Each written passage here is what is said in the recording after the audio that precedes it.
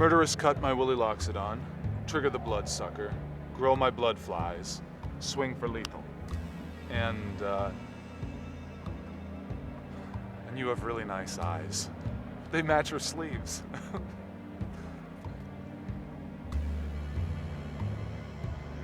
Oh, and I still had all these. You got owned, sucker.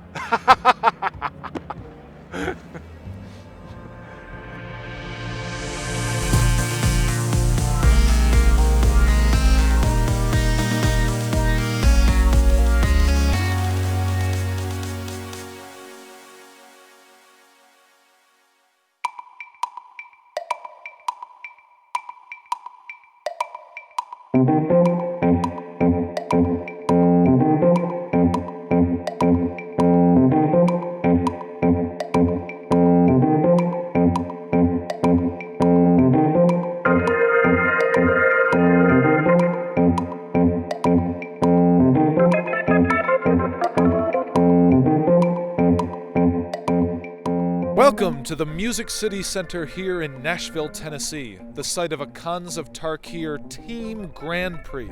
Unlike a normal event, where it's you versus the world, at a team event, you'll build your decks, play your games, taste bitter defeat and sweet success with a little help from your friends.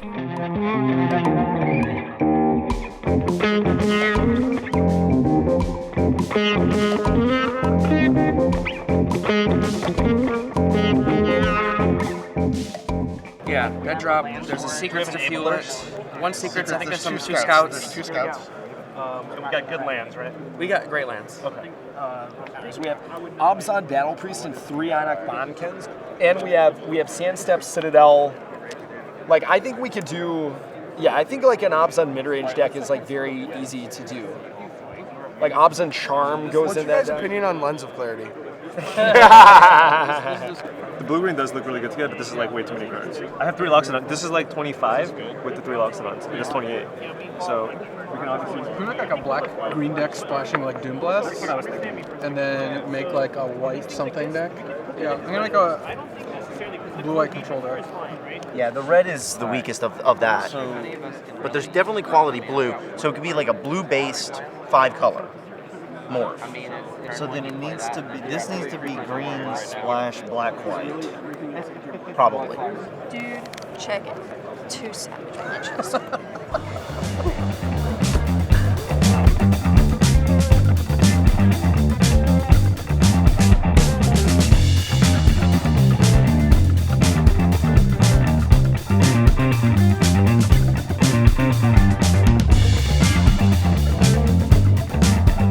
So at a Team GP, one of the fun things is that you get so much interaction with your teammates. I'm here with Team Hubris, with Brad Nelson, Zach Hill, and Jake Van Lunen. So what can you, like, how would you describe the dynamics at the table at a Team GP compared to a normal GP? One of the big things with this team in general is that it's really difficult to get these two to talk. That is sarcasm, by the way. Is there a Sorin emblem anywhere? Brad, why does that matter? What does this card do? Wins games. Yeah. How do you guys decide who sits where at the table? Well, so 2 days ago, Jake's just like, I want middle. I'm like, you know what? My friends, when they have the fire, because they do a lot of like coverage, and they're part of the media crowd. So when they have the fire, I'm like, I will just be your backup. You know, if you really want this. And then today he's like, you should be middle. And I'm like, okay, I don't know what that means for the team, but all right, I'll be in the middle. Okay, you're paying attention. What could, I mean, besides him ripping Utter End? Kill shot. No. Deal with an ultimate? Deal with the ultimate. He could like take up arms and then play a bunch of threats. I mean, no, next turn I can go up and then down. Oh. So I'm on 6, no board. I mean, he could Utter End. And you're at 31? I'm at 31. I would go up. Go up. Just go up. Yeah.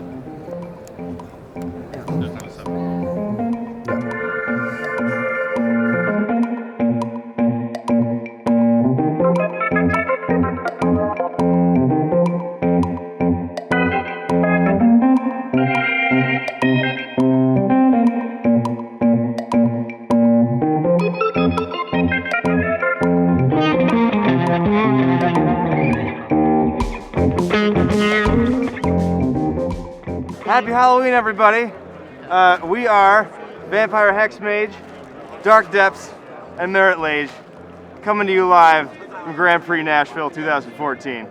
He definitely has like something. Let me see your hand. You just play it safe. What's he on? 13. Can he kill him? What's that card? No, what's you on morph? Okay, yeah, I was just attack. Yeah, that's only 11, right? Whatever, bring him to 2. How do you guys decide who sits in the middle at the table? We put Gerard in the middle so we could double check his mulligans. Is that true? Yeah, I guess so. I kind of like to be in the middle, but Antonio's awesome and Alex is awesome, so I don't really need to help them play at all. But yeah, being in the middle, I get to see everything kind of, so I like that. What do each of you bring to the table on this team? Like, what are your special abilities? I would probably bring a lot of creativity-ness to the table to help them be creative. Alex, you want to? I probably put a lid on Gerard's creativity. Don't let it get too out of control. The good looks, obviously.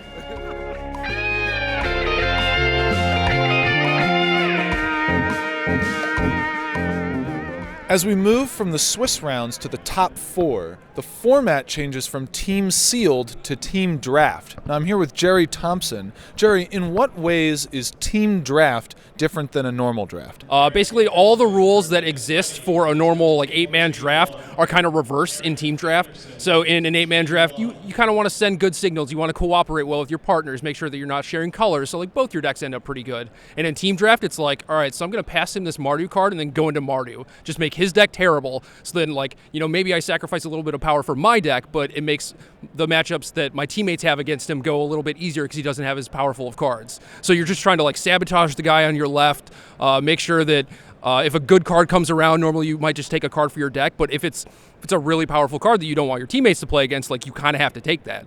Even in Pack 2, you might open up End Hostilities or something. It's well, I'm nowhere near that, but I can't pass that because my teammates cannot play against it. They'll just yell at me.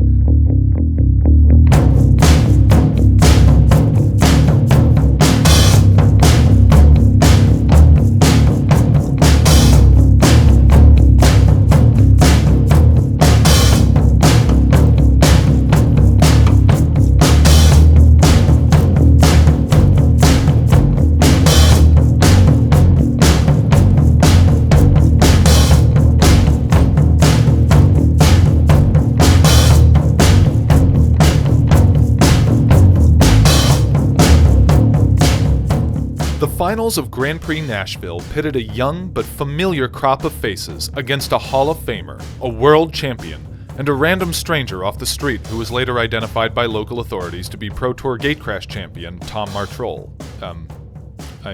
Martel. After both teams drafted together, the winner of 2 of the 3 matches would be crowned the champion. Jesse Hampton's match against Shahar Shenhar was over in the blink of an eye. Unfortunately for the reigning world champion, Hampton's blitzkrieg of 4 warriors, a berserker, and a flying mantis made death come quickly, if not painlessly. Meanwhile, Hall of Famer Paulo Vitor Damarosa and Pro Tour Born of the Gods finalist Jacob Wilson were mired in a stalemate. With the battlefield clogged with defensive creatures, DeRosa needed the help of Sorin, Solemn Visitor, to break through and win Game 1. But Wilson fought through an even longer stall-out in Game 2 with the aerial assault of an antelope spirit wearing a snakeskin bodysuit. But the outcome of their match would never be decided, as Matt Nass and his assembly of monsters made use of the powerful spell Icy Blast to freeze Tom Martel's defenses and seal the match. And so, Jacob Wilson, Jesse Hampton, and Matthew Nass became the champions of Grand Prix Nashville. Really intense finals there, but it wasn't the only thing that was tense. Jesse, I heard you didn't hardly made it to this tournament to begin with. What happened there? I ended up not be able to make my connection, and the earliest flight was at 2 p.m., coming in 2 p.m., which wouldn't work, so I rented a car at 3 o'clock in the morning and drove 6 hours here through a snowstorm, but I made it. I played no sleep. Sounds like a good decision, looking back on it. I mean, if it was an individual event, there's no way I would have just given up. But they had invited me to come play with them, and I was didn't want to let them down, basically. Well, how was the team dynamic that led to this winning recipe? How would you describe it? Basically, Jacob was in the middle, and so he was like the one getting the most. He's probably the best on our team, and he was the one getting the most advice though, because we were both advising him. But then he would just ignore all of our advice and just win anyway. Then when I asked him for advice, he would give me the wrong play, and then I just won anyway. Jacob, how would you describe it? I would say it's a mix of hostility and friendship.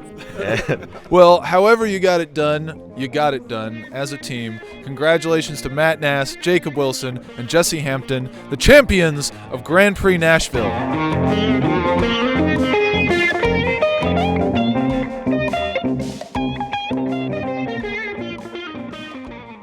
Yeah, it's fairly academic at this point. Luis has now cast Treasure Cruise 3 times and is just going through the motions.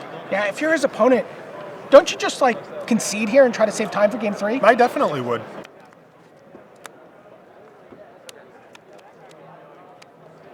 Looks like he's found his Crater's Claws, and in just a few moments will lock his top. Wait, what is he? What is happening? Oh my God!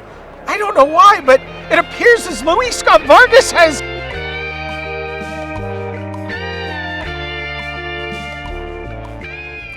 Oh boy. That immediately puts you on.